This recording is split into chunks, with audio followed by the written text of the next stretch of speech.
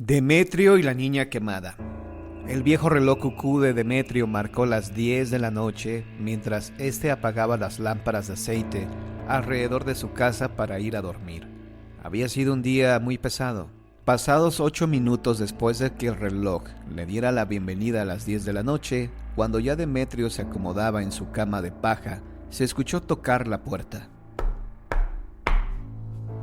Se escuchaban lentas y pesadas aquellas tocadas, como si quien las diera estuviera sufriendo mucho al hacerlo.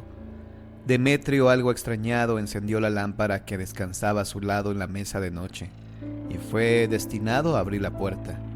¿Cuál fue la sorpresa de Demetrio al abrirla? Alcanzó a ver por el brillo que emanaba de su lámpara a una niña de no más de 7 años, totalmente quemada, que le decía: «¡Agua! ¡Agua, por favor! ¡Agua!».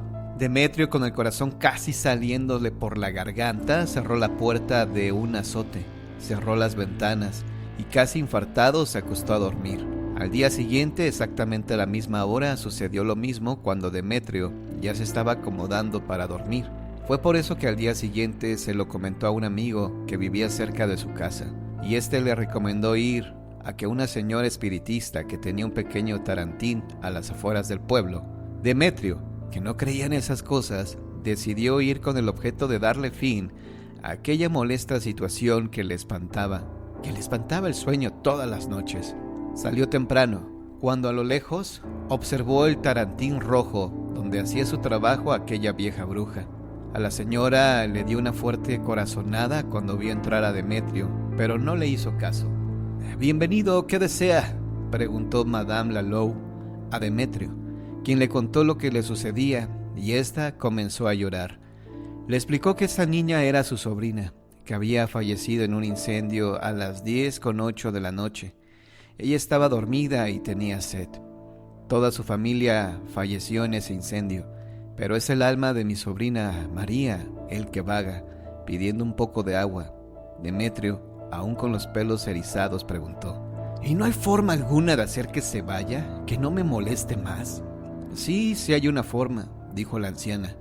«Cuando la niña se aparezca de nuevo por su casa, sencillamente ábranle la puerta y denle un poco de agua. Es la única forma de que deje de molestarlo».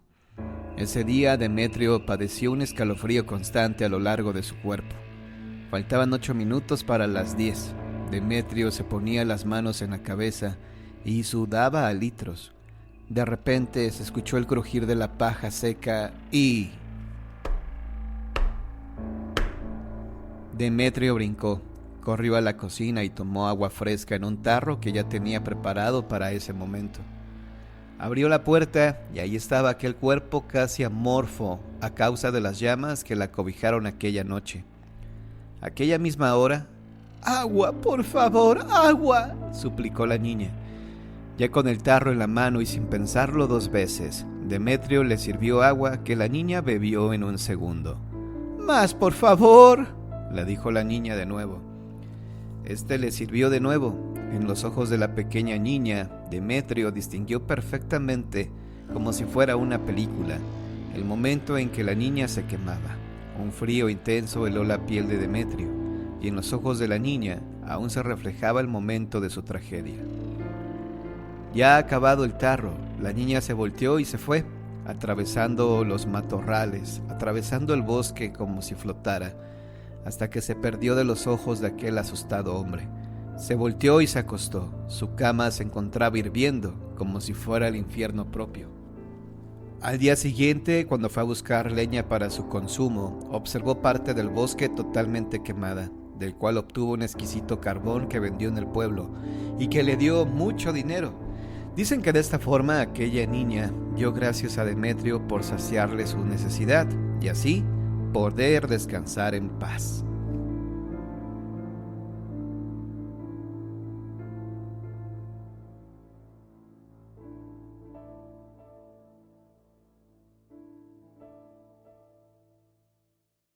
El consuelo de los muertos. Esta historia trata de una joven, hija de nobles, que una noche se fue con otras 2 amigas para dormir juntas.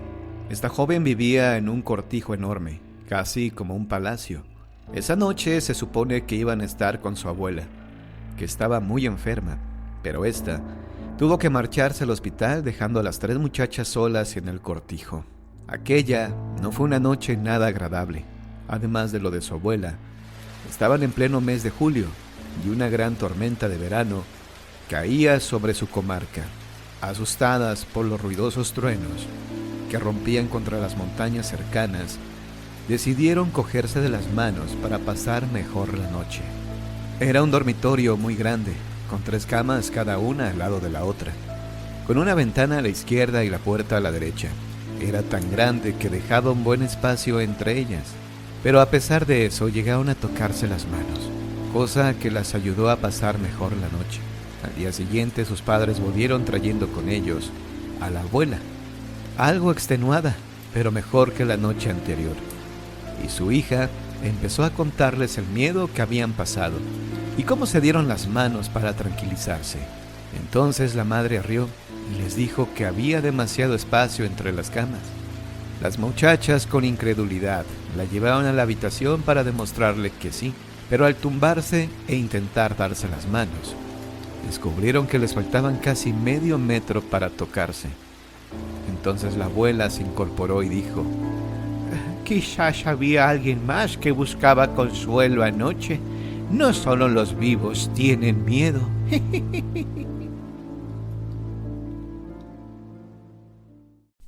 La niña que falleció de pena. En la Edad Media, en un castillo antiguo, vivía una familia noble con una sola hija, que estaba enamorada de una persona de color, pero su amor no era posible porque su padre no le aceptaba por ser de otra raza. Al año siguiente, ella se quedó embarazada de él, y cuando su padre se enteró de aquello, no lo aceptó, pero ella siguió con el embarazo hasta dar a luz a la niña. Su padre no quería a su nieta y se la llevó lejos de aquella ciudad. La encerró en una casa aislada del exterior, donde solo su madre podría ir a visitarla una vez al año o tal vez 2. Lamentablemente la niña falleció de pena en aquella casa. Su espíritu fue al castillo donde vivía su madre y se instaló ahí. Solo su madre la intuía, pero no dijo nada. La niña, a pesar de haber sido maltratada psíquicamente por su abuelo, no la mató. Ella solo se dedicó a ver cómo les llegaba su hora. La madre de la niña falleció de una larga enfermedad. Se cuenta que cada aniversario de su deceso, en aquel castillo, se oyen voces y una luz muy misteriosa se pasea por todo el castillo, como queriendo decir algo. ¿De quién será aquella luz? Tal vez de esa pobre pequeña. Las monedas de oro. Hay una antigua casa del centro de la ciudad que se dice está encantada y cuenta que en ella hace mucho tiempo vivía una familia acomodada que tenía una hija pequeña y varias criadas a su servicio. Una noche, mientras la niña dormía, escuchó unos ruidos en el pasillo. Abrió lentamente la puerta de su cuarto para mirar el pasillo que comunicaba los cuartos, enormemente largo y oscuro, lleno de cuadros y enlosado. Al final del pasillo la niña vio lo que parecía un niño de su edad levantando una de las losetas y metiendo algo dentro de un hueco en el suelo. La niña no podía creerlo. Lo que vio relucir en la mano del muchacho al pasar por la tenue luz que entraba por la ventana eran monedas de oro. Cuando el niño se fue, ella salió y se dirigió hacia ahí. Entonces apareció una de las criadas con una vela enorme, que también había visto lo que había pasado y quería sacar partido. Decidieron que no dirían nada a nadie. Todas las noches se acercarían con la ayuda de la luz de la vela y levantarían la loseta y sacarían las monedas hasta acabarlas. Todas las noches. La niña se metía en el hueco bajo la loseta e iba dando monedas a la criada, quien las iba guardando en un enorme saco. Las noches pasaban y aquel tesoro parecía no acabarse nunca. Cada noche que pasaba la vela iba consumiéndose más y más, pero las monedas seguían saliendo a pares y no querían dejar ninguna. Una noche, en medio de su labor, la vela comenzó a parpadear haciendo amagos de apagarse. La criada le dijo a la niña que saliera del hueco, que ya tenían el dinero de sobra. La niña le hizo caso y abandonó el escondrijo, pero en el último momento una moneda cayó del saco al hueco, y en un acto de avaricia, y sin pensárselo siquiera, la muchacha se metió de nuevo en el hueco.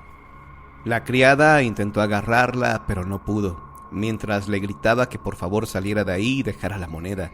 Pero en medio de ese griterío la vela terminó de apagarse.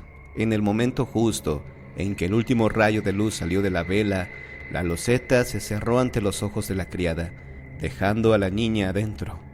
La criada decidió no decir nada a nadie. Los padres dieron a la niña por desaparecida, y el tema se fue olvidando con el tiempo. Pero aún adentro de esa casa, se siguen oyendo los gritos de auxilio de la niña que repite noche tras noche en el pasillo. ¡Por favor! ¡Socorro! ¡Sáquenme de aquí! Incluso la policía ha acudido multitud de veces ante la llamada de los vecinos que oyen voces pidiendo ayuda. Pero al llegar al viejo caserón, lo único que encuentran es una vela vieja y consumida, puesta justo en el centro de una loseta.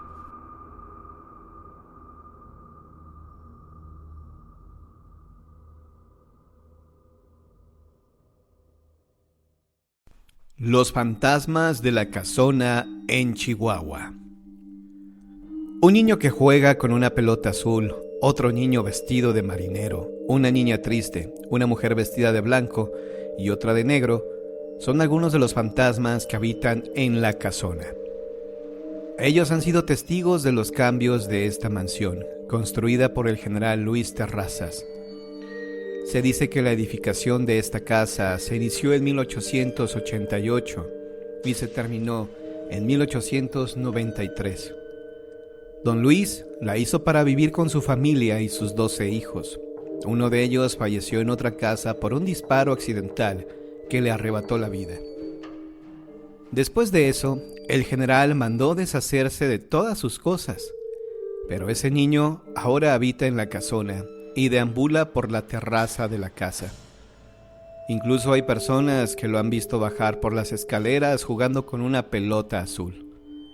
La casa fue heredada a Elena, hija del general, casada con Rafael Horcasitas, quien por su apego a la iglesia prestó el lugar a las Hermanas de la Caridad del Verbo Encarnado.